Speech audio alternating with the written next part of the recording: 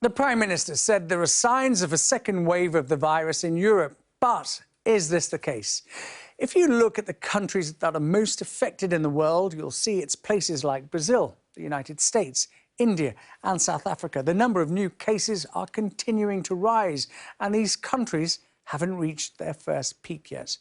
In Europe, many countries are beginning to relax lockdown and travel restrictions because the rate of infection is decreasing. However, in Luxembourg, rates of infection have increased by 117.6 points in the last fortnight. It's a small country, but it sits in the middle of Belgium, France and Germany, and it's not on the government's list of countries to avoid.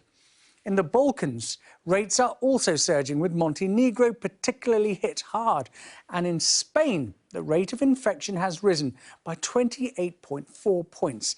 That's a rise of 260% in the number of people who have tested positive in the last 2 weeks. One of the reasons for Spain's rapid rise in cases is the country's northern regions. Rates in Aragon are 237.9 per 100,000 people, and neighbouring Navarra and Catalonia are also high. So, are these spikes a cause for concern?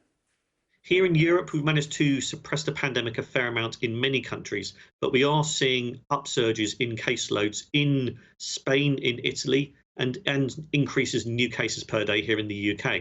So there are concerns that here in Europe we may be heading towards a second wave. It's a bit early to be sure of that yet, but these are certainly concerning numbers that we're seeing right now. And just like in Spain, there are places in the UK where the number of infections is going up. In Blackburn with Darwin, there has been a 98% increase in infection rates in the last fortnight. And in Oldham, where some lockdown measures have been reintroduced today, the rate of infection, 65.4, that's an increase of 240% in the last week. Remember this graph? We used to see it every day at the government's daily press briefings. We don't see it as much anymore, and the national UK picture had been declining.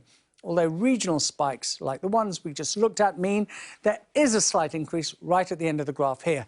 The number of cases is 300,692, up 581 since yesterday. The number of deaths reported in the last 24 hours is 119.